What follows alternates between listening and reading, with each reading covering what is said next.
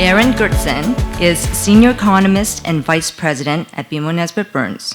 He's a member of the BMO's award-winning Economics Department.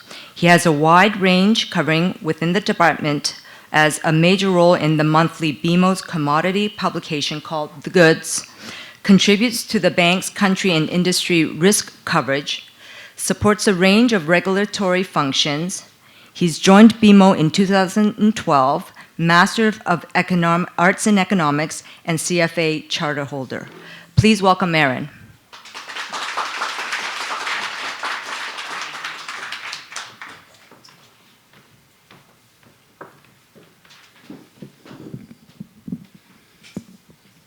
Okay, good morning, everyone. Really happy to be here today. By no means will this be all doom and gloom up here. There are also good news stories and reasons for continued confidence in the state of the global economy. So I'm going to highlight some of those, the ones that I think are most important. And I'm going to try to bridge the gap between some of these seemingly conflicting pieces of economic information with just a high-level look at our near-term economic outlook that we develop in BMO Economics. So that's going to be kind of the first half of my talk up here today. For the duration, I'm going to focus in on the Canadian housing market. There's been, of course, no shortage of major stories out of the housing market over the past few years in Canada.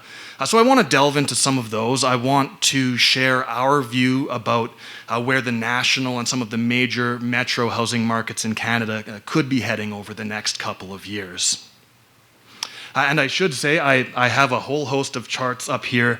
I am an economist after all. We love our charts. So if you can't quite see, I would recommend just shifting a little bit so that you can see what's going on up here. There we go.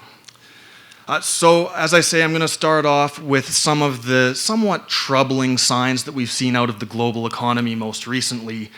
At the broadest level, global economic growth has decelerated this year after a few strong years.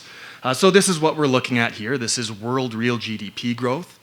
We can see if you rewind to 2017 and 2018, the world economy was expanding fairly briskly. We had a rebound in commodity prices from very low levels that supported certainly resource-oriented economies like Canada's. We also had very low interest rates during that time period, which stimulated growth. We have seen over the course of 2019 the global economy begin to lose a little bit of that steam. Of course, through the end of last year, we had interest rates increasing across much of the world. We also saw, especially around the turn of 2019, renewed commodity price volatility, weakness particularly in oil prices. And as we've all heard about on and on in the news, we have some pretty substantial trade hostilities, particularly between the United States and China, which are beginning to have a noticeable impact on global trade and growth. Now, one of the things that's striking about the slowdown that we've seen in the world economy is how broad-based it's been. If you look at the world's two largest economies, the United States and China, they both have slowed this year. Europe has also slowed. Of course, we have Brexit weighing in the United Kingdom, also on the continent, and we have Germany flirting with a technical recession at this point. So it's been a surprisingly synchronized slowdown. And I realize that all of this can sound very distant. You know, we're talking about Germany and the UK. You know, from the Canadian perspective, if you look back over the past 10, 15 years, some of the most consequential economic developments at home have resulted from developments abroad. So certainly not something that we can afford to ignore. Now, another somewhat worrying sign on the global economic stage is that it does look like the trade war between the United States and China in particular is having an increased impact on both of those economies. Just to kind of recap, the United States at this stage does have tariffs put in place on around 2/3 of imports from China. We've seen a little bit of progress on trade talks over the past month. But we haven't seen any rollback of existing tariffs at this point, and as it stands, the US administration does continue to threaten additional tariffs on remaining Chinese imports by the end of the year. So we're by far not out of the woods on the trade front. What we're seeing, though, is that this is having a rising impact, and particularly in the manufacturing space. So what we're looking at here is the United States Purchasing Managers Index for manufacturing. And this is viewed as a timely and accurate gauge of manufacturing and industrial activity in the United States. And we can see pretty clearly what's happened over the past 18 months or so. As the trade war geared up and intensified, we've seen a pretty substantial downshift in US manufacturing production. It has now fallen by this metric below that line that I've drawn, the 50 threshold. That means that manufacturing activity in the United States is now actually declining. So we have falling industrial activity south of the border. Now, needless to say, this has a big impact beyond just the United States and China. Global trade volumes have come under threat over the past year, largely as a result of the trade war. This is affecting supply chains in the Asia-Pacific region, and of course it's affecting Canada as well, given that our manufacturing sector is very tightly integrated with that in the United States. Now, final piece of what I'm calling sort of bad news, and then we'll shift on to some more encouraging topics. Bond markets have signaled some increased wariness about prospects for the global economy over the course of this year. This is a little bit of a technical chart, but what we're looking at here, the line is long-term interest rates minus short-term interest rates. And we can see over history, we almost always have long-term rates higher than short-term rates. And this makes sense because if you're a borrower, typically you would expect to spend a little bit more in order for the certainty of locking in that rate over a longer term. Every once in a while, though, we do see longer-term rates dip below short-term rates. This is something that's called yield curve inversion, and I'm bringing this up because we've heard a lot about it in the financial news over the past 6 or so months. We can see what this means when long-term rates go below short-term rates is that the bond market thinks short-term rates are going to fall. That's something that happens when central banks are cutting policy rates, and that's something that happens when economic conditions are deteriorating. So again, this is called yield curve inversion. This is something that historically has tended to predict recessions. We can see the yield curve inverted. It went negative by this measure before the the technology bubble burst in the early 2000s. The yield curve inverted before the global financial crisis in the mid-2000s. And we can see by this measure, it's almost inverted right now. You can't quite see it in this chart. It actually did invert very briefly in August. So some signs from financial markets that there is concern about the global outlook. As I say, though, this is not all doom and gloom. You can usually find some signs that things are getting better, things are getting worse. So let's look at some things that inspire some confidence. For one thing, over the past year, global financial conditions have become much more accommodative. So if you look, rewind 12 months, we had most major central banks tightening rates. The Bank of Canada was raising rates, the Fed was too. Fast forward to today, many central banks have reversed course. Not the Bank of Canada, but the Federal Reserve has cut rates at its last 3 meetings. The European Central Bank has intensified easing as well. And so all of this makes it easier for businesses to borrow and tends to support the global economic expansion. We have, if you look at stock markets, most major indexes are at or near record highs.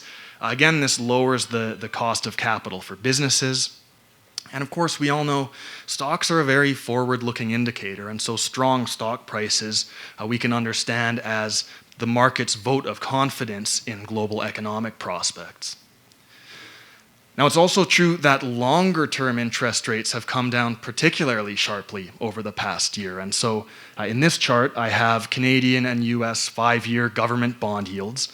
You can see what's happened over the past year. After a sharp run-up, they've come sharply lower. This, of course, lowers borrowing costs for government, but a wide variety of private interest rates Mortgage interest rates, commercial interest rates are tied to what's happening in these government markets. And so this is making borrowing cheaper across the board for businesses and for households. Again, supportive of the economic expansion. And we're beginning to see this have an impact as well, and particularly in Canada's housing market, and we'll of course speak about that in some more depth in a few minutes.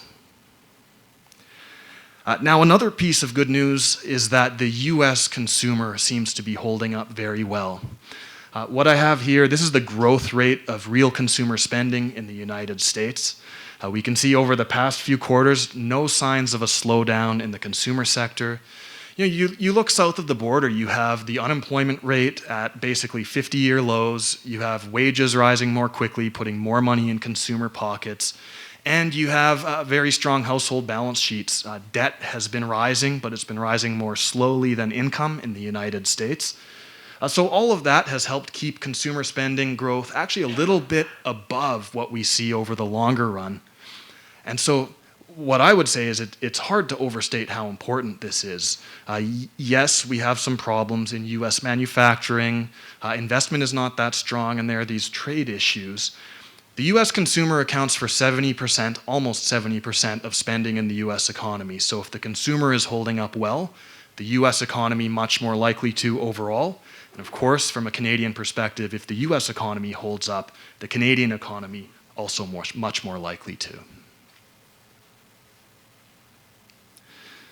So I want to try to bridge the gap between some of these conflicting pieces of economic evidence and present our near-term outlook for the Canadian economy. This is what we think is the most likely path going forward. What I have here on the left-hand side is real GDP growth in Canada. It's just a little bit hard to see, but the rightmost two bars, those are our forecasts for 2019 and for 2020. And just to kind of tell the story here, the Canadian economy had an exceptionally strong year going back into 2017. A lot going right at that time, very low interest rates, commodity prices were strengthening after a few very weak years, very strong housing markets, as we all know. That tended to boost consumer spending, and we also saw governments shift to a more stimulative stance, particularly at the federal level, with budget deficits widening at that time. So very strong growth back in 2017 pretty much brought the Canadian economy back to full employment. The unemployment rate right now is 5.5% in Canada. Now, that's the lowest it's been in about 45 years, so the labor market is very tight. We have now seen the Canadian economy slow. It ran just a little bit below 2% last year. It's looking like it'll average more like 1.6% this year and next. So the economy has clearly downshifted. What I'm trying to impress upon people is that slower growth with the economy already at capacity, that's probably good for the durability of the expansion. With unemployment extremely low and very little excess capacity in the economy, very rapid growth at this point will mainly get you inflation. That's going to get you higher interest rates, and that is the type of thing that historically has tended to tip the economy into recession. So, people always worry when they see numbers getting a little bit lower, but again, from a sustainability standpoint, I would say more moderate growth, a positive for the expansion over the longer run. Now, I want to get a little bit more into the Canadian consumer sector. What we have on the left-hand side here, this is real consumer spending growth for Canada. This is directly a piece of real GDP growth, and it's the biggest piece, so well worth a look. You can see exceptionally strong in 2017. This is a big part of why the Canadian economy was doing so well at that time. Strong consumer spending growth at that time, driven partly by what I'll call fundamentals, good things. We had falling unemployment, rising household incomes, but also driven by some factors that were pretty clearly unsustainable. We had relatively fast rising household debt levels and also an unsustainably fast increase in housing market prices, particularly in Toronto and Vancouver. So we have now seen consumer spending growth slow in Canada. It's expected to run this year and next at roughly half the pace that we saw in 2017. But again, I make the point that this is a positive from a sustainability standpoint. We don't want to see rapid, unsustainable increases in household credit, and we don't want to see unsustainable increases in housing markets either. And we can see on the right-hand side here, in blue I have the Canadian household debt-to-income ratio. As consumer spending has slowed over the past couple years, debt-to-income has leveled off and started to move sideways. And so a more sustainable pattern for household balance sheets. Now, getting back to the Canadian labor market, I talked about the unemployment rate being extremely low. As a result of this, labor shortages are increasingly common in Canada. The left-hand side here, this is a survey measure put together by the Bank of Canada. And you can see over the past couple of years, labor shortages more prevalent than at any time since before the global recession in the late 2000s. It's harder to find workers to fill positions. And as a result of this, we now have wage growth in Canada on the right, rising faster than it has at any time in the past 12 years. And so that's putting a little bit more money in consumer pockets. But even with faster wage growth, overall inflation in Canada is still very well contained. It's a very noisy chart and doesn't actually look that interesting on the left-hand side, but that is Canadian inflation. Overall, it's running just a shade below the Bank of Canada's 2% target. Even when you look at core inflation and you take out some of the volatile items that cause all of this bouncing around, core inflation at 2.1%, inflation is basically where the Bank of Canada wants it to be at this point. And so what do we expect for Bank of Canada policy and short-term interest rates? Well, we have the economy running at capacity. We have growth running at a pace that can be sustained over the long run without generating excess inflation. We have inflation very close to target. So we don't expect the Bank of Canada to do anything. We expect it's going to sit on the sidelines through the end of next year. It has to walk a very careful tightrope at this point because on one hand, we have global economic conditions deteriorating, a lot of concern about what's happening with trade in the United States. These are things that would tend to make the Bank of Canada want to cut interest rates, but at the same time, the central bank is very wary about reigniting rapid household debt and unsustainable housing market gains, particularly in Toronto and Vancouver. So for the time being, we expect the Bank of Canada's on the sidelines. So all of that is what we think is most likely for the Canadian and global economy going forward. We'll be the first to acknowledge that there are always risks to the outlook. Things can go better than expected or worse than expected. As an economist, I tend to focus a lot more on things that can go worse than expected, so I've listed some of the downside risks globally and domestically here. I would say the number one risk for the world economy at this stage would be the protectionist situation that we're seeing, particularly south of the border in the United States. As I say, this is beginning to have a noticeable impact on global trade flows, on certain industries in the US economy. We're seeing a negative impact, and it's unpredictable. It could certainly get worse with just a tweet. It could get worse before it gets better. So I'd certainly put that top of the list. There's also not very much room for policymakers to respond if global economic conditions were to continue to deteriorate. So most central banks already have interest rates very low, or in some cases negative, which is incredible to me. Governments around the world generally are more indebted than they were before the global recession in the late 2000s. So there's less room for fiscal policy to pick up the slack. And so that does present a risk as well. Of course, politics as well. You can look at a few different places around the world, and the political situation is not great. Domestically, some questions surrounding our trading arrangements with the United States still. We did negotiate a new trading agreement within North America last year, but it has yet to be ratified in the United States, and it doesn't look like the Democratic House of Congress is going to be interested in passing this the US-Mexico-Canada agreement. That's an important point of uncertainty when you're not sure what your arrangements are with your largest trading partner. A few other domestic risks. Housing valuations are relatively high in Toronto and Vancouver. Household debt levels also relatively high.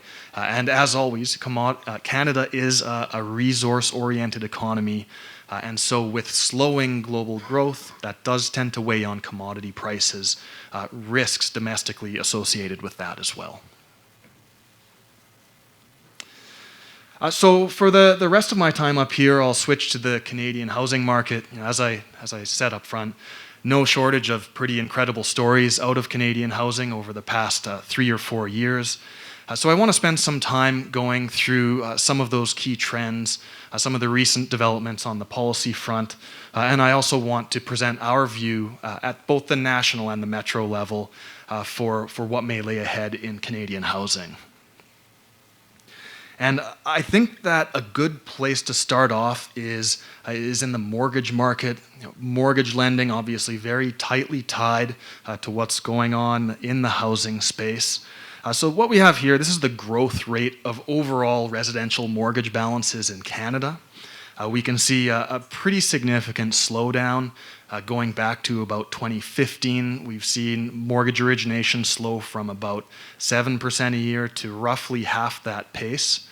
Of course, slower origination, mortgage origination overall, tends to weigh on real estate market gains. Less financing available means less ability to bid aggressively and drive up prices. Encouragingly, though, in the latest few data points, we have seen mortgage origination stabilize in Canada. It bottomed around 3.5%. It's come up just a little bit in the latest quarter. So this tends to be a positive for housing. We looked at household debt levels earlier, and they are relatively high. So I wouldn't expect mortgage origination to go back to what we saw, back in the 2000s when it was exceptionally strong. But probably a little bit more room to run ahead. We have seen, as I mentioned, interest rates, longer-term interest rates decline this year, and that should support borrowing, which in turn supports the real estate market. Now, as I say, what happens in the mortgage market very tightly linked to activity in the housing market. What we're looking at here is the number of home sales. This is a monthly data series going back to 2008. Of course, 2015 to 2017, we saw extremely rapid housing market activity in Canada. It reached an all-time high at the beginning of 2016, so a lot of buying, a lot of selling. Of course, since that time, we've seen, I'd say in the 18 months up until this spring, a big slowdown in housing market activity in Canada, driven mainly by regulatory changes.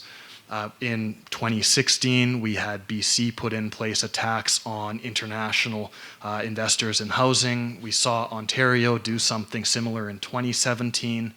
And probably most importantly, where you see the very sharp drop-off there, we had the national banking regulator, OSFI, tighten its mortgage stress testing rules. And so, as of the beginning of 2018, even uninsured mortgage borrowers need to qualify at a higher rate than they'll actually pay. And of course, this tends to take steam out of the market.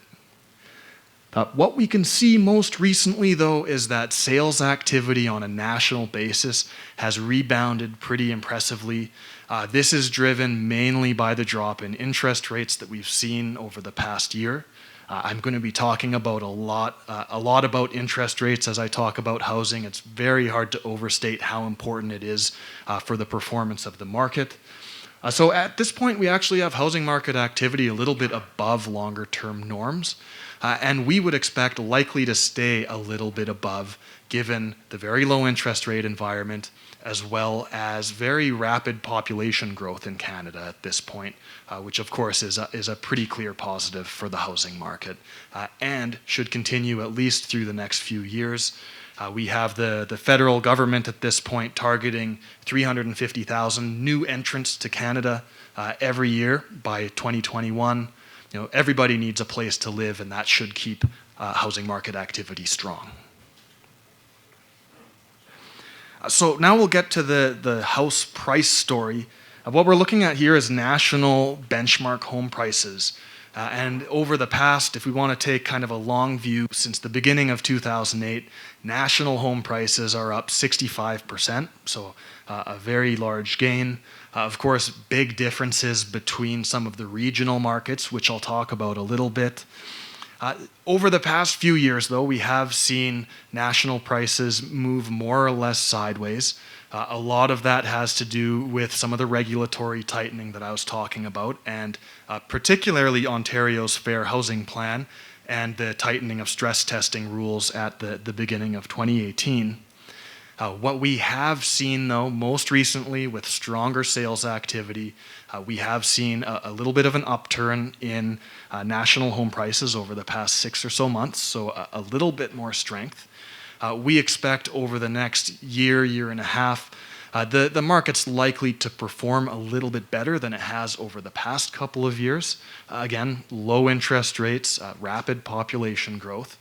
But I would say my theme overall for this housing outlook is an improvement compared to the last couple of years, but moderate pace of growth overall. We wouldn't expect a return to the glory days of 2016, 2017, when home prices were rising, 30% year over year in some of our biggest markets. Now, as I say, this is our baseline forecast, so this is what we think is more likely, most likely. There is always risk to the forecast. I would highlight as a key risk to Canadian housing the possibility of an economic downturn. Economists aren't very good at predicting in advance the timing of downturns, so I'm not going to try to do that. But I think it's fair to say that at one point, the Canadian economy will experience a recession. And that does tend to be challenging for housing. If we go back to 2008, we had national home prices decline 8% during the global recession. And of course, that was from a much lower level, so there's probably a little bit more vulnerability to an economic downturn today. But what I want to say in the same breath, when we talk about national home prices up 65%, potentially more sensitive to an economic downturn, that causes some people to say, well, could Canada be in store for the type of crisis seen in US housing in the mid to late 2000s? And I would argue pretty strongly that there are major differences between what's happened in Canada over the past few years and what happened in the United States in the mid 2000s. For me, the biggest difference is that we really haven't been overbuilding in Canada. And so what I have up here, this is housing starts, and I've got a measure, an estimate of household formation in Canada. So trying to get at the idea of how many homes are we building relative to how many new families and households are actually showing up on the scene to buy them. And you can see over the past couple of years, we've had maybe a little bit of excess building, maybe in the 5 to 10% range. I didn't even put it on the chart because it wrecks this chart, but in the United States, at the height of their housing boom, they were building 2 new homes for each household that was being formed. So 100% overbuilding. And that's something that works okay when you have very strong speculative demand. Everybody's investing in housing and the market's going up. But as soon as the US market turned down, all the investors hit the exits at the same time. You ended up with a massive supply of empty homes that weighed on the US market for the better part of half a decade. We just haven't seen that kind of imbalance in Canada. And so that should prevent a housing correction from becoming the type of housing collapse that we saw south of the border. Now, another major difference, again, between Canada today and the US mid-2000s, lending standards have held up far better in Canada than they did in the United States at that time. I mean, you rewind to the mid-2000s and the US, and you had loans being given out with no income or asset verification. You had teaser rate loans where it was very obvious that the borrower was not going to be able to pay once the rates adjusted. That's an okay proposition as long as house prices continue to rise and you can refinance, but very troubling otherwise. I think my favorite is they had the negative amortization loan. So you could take out a mortgage, don't even pay all the interest, and owe more at the end of the term. I mean, you can see how households get into trouble with this kind of thing. Now, obviously, we saw what that did to the banks, but when you have mortgages failing, it's also terrible for real estate investors. Foreclosed homes end up on the market, they weigh further on prices, and you end up with kind of a vicious spiral of depreciation and default. Canada very much has moved the opposite direction, partly because we've learned from the US experience in the mid-2000s. Regulators have steadily been tightening rules on maximum mortgage amortizations. Banks have been very cautious in lending standards, and so you won't have that same household default and home price depreciation cycle I would expect that we saw in the United States. So I want to get into some of the metro level stories now, and the first point that I want to make is just how different the housing markets actually are across Canadian regions. So I've got the 4 largest cities in Canada up here, and first of all, just looking at the left column, the price of a benchmark house in these markets, I mean, it couldn't really be more different. Vancouver almost $1 million, Toronto a little less at around 800,000, but the next biggest market, we're talking about roughly half that amount.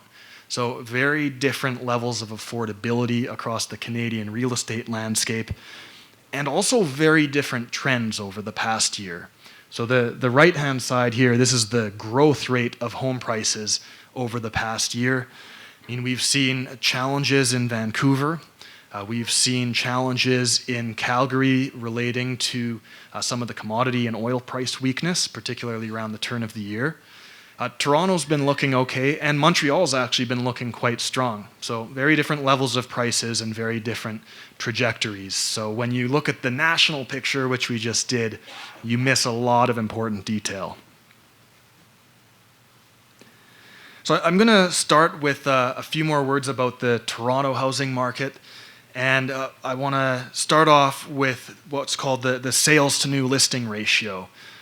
This is a measure of market supply-demand balance. If sales are high relative to new listings, you tend to see prices rise. The opposite's, of course, also true. If sales are low relative to listings, that puts prices under downward pressure. I mean, just a very dramatic story has played out with Toronto supply-demand balance over the past few years. Rewind to the beginning of 2017, we had the most intense sellers market in Toronto housing market history, which goes back, as far as this data goes, to the mid-'80s or so.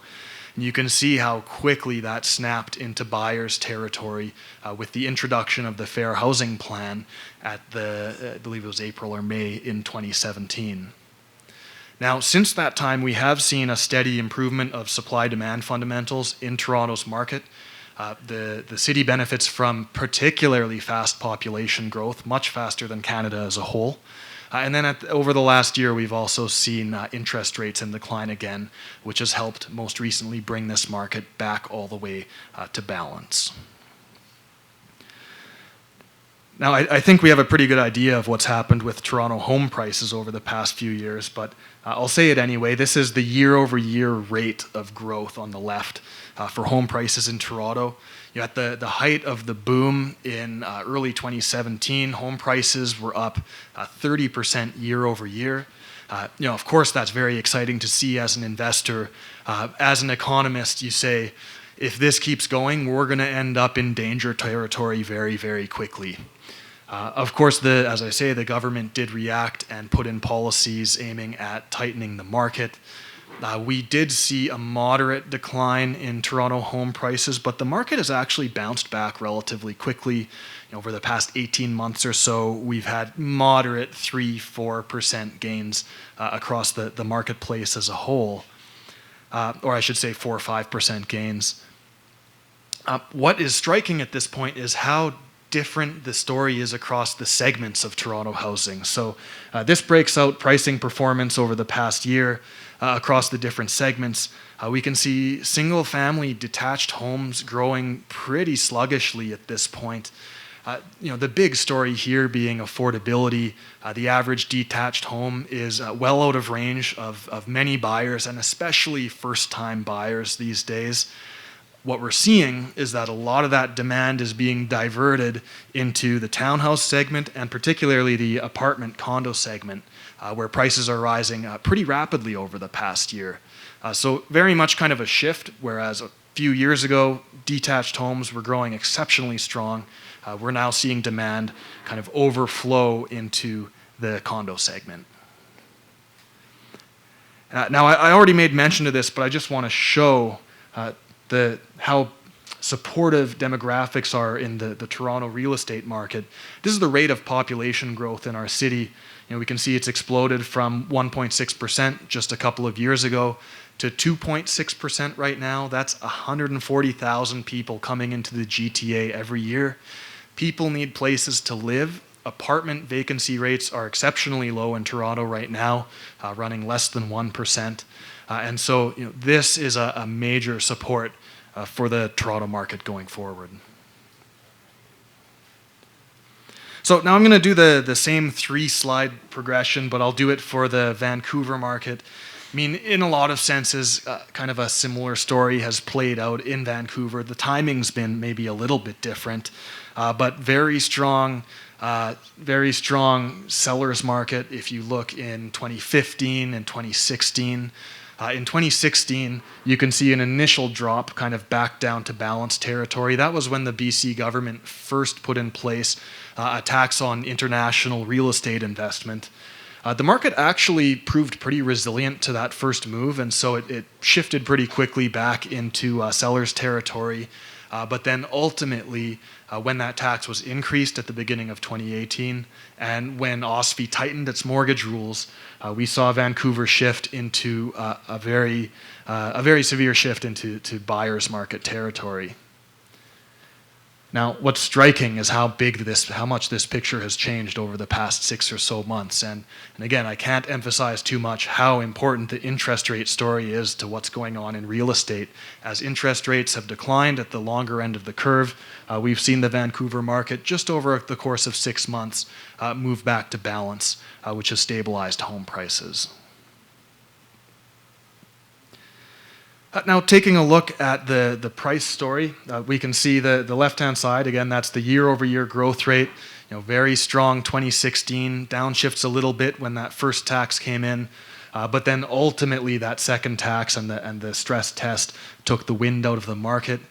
Vancouver home prices from peak until trough declined about 11%, so it was a meaningful drop in that market. What I would emphasize, this is a year-over-year measure that we're looking at here. So we're comparing to, I believe it's September in 2018.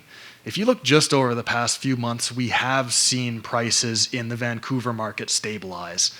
So the market's come back to balance. Lower interest rates have been a major support, and we've seen prices move more or less sideways and just very slightly higher over the past couple of months. Taking a look at the segments and their experience over the past year, pretty broad-based weakness in the Vancouver market, but given the particularly severe affordability issues in the single-family detached space, a little bit of a sharper decline there. Now, as far as our outlook for home prices in Vancouver and in Toronto, I mean, again, I fall back on this theme that we expect stronger times ahead than what we saw over the past couple of years. We have very rapidly rising populations in both of these cities. We have interest rates that have moved back down to very low levels. Both of those should support the markets. But certainly no return to the heydays of a couple years ago. And I would expect, if anything, if we were to see markets begin to move in that direction of very rapid home price appreciation, you'd likely see regulators stepping in relatively quickly, potentially Bank of Canada rate hikes, potentially even stricter mortgage rules. I don't think, as far as governments and regulators go, that there's a lot of appetite for very, very strong gains in these markets at this point. Just a quick look, a very similar story as far as population growth in Vancouver. It's accelerated pretty significantly over the past couple of years, and given immigration targets, should continue to accelerate ahead, supporting housing market activity. Now, I just want to wrap things up with, we do have a couple more markets. So very much more briefly, I just want to touch on the other major cities in Canada. On the left-hand side here, I have Calgary and Edmonton, so we're talking about cities in the oil-producing region of Canada. You know, we can see how different their experience has been over the past few years relative to Toronto and Vancouver. Prices have been mainly in decline since 2016. Both of these markets have lost around 10%. As far as the outlook goes, you know, we talked about slowing global growth. That tends to be a negative for oil prices, and so I wouldn't expect a lot of strength out of Calgary and Edmonton ahead. And very, very different story in Ottawa, in Montreal. Those markets have really picked up over the past few years. I think a big part of that narrative is spillover demand from Toronto. You know, if you're moving to Canada or you're moving across provinces, these markets are a very appealing prospect. You know, homes are about half as expensive, and you're beginning to see some of that demand begin to shift into these regions. So now I'll wrap up with just a few more words on mortgage credit quality. And you know, of course, I work for a bank, so we care hugely about mortgage credit quality. We prefer that our loans are paid back. But it does matter a great amount for investors as well, because when credit quality in mortgages deteriorates and you end up with foreclosures, that tends to flood the market with a supply of homes, which can weigh on prices. So what I have here this is the residential mortgage delinquency rate. As it stands, only 0.25% of mortgages in Canada are behind on their payments, so credit quality is extremely strong. Even during the past recession, you know, it was only mortgage delinquencies only rose to about 0.5% of overall mortgages. You know, by comparison, in the United States, we talked about how poor their lending standards were. You had, I think it was 5 to 8% of U.S. mortgages were in arrears at the height of the housing collapse in the late 2000s. So very different stories between these two markets. One of the factors that tends to support mortgage credit quality in Canada is that Canadians tend to have large equity shares in their home. So the blue line here is Canadian equity shares on average in their homes. It's about 75%, so only about 25% of overall Canadian residential real estate is financed with mortgages. That leaves a much bigger buffer if prices do correct somewhat. And of course, very different story to what we see in the United States, where there's a lot less equity in homes, a lot more borrowing, and partly because, maybe mostly because, of course, mortgage interest is tax deductible in the United States, so it creates much more of an incentive for households to lever up. I would point to this as another reason why Canadian household credit quality, very different now than the US in the mid-2000s, providing some additional stability to the real estate market. So I'm going to go ahead and leave my slides at that, and I believe I'm passing it back to Angela, and we can do a little bit of Q&A.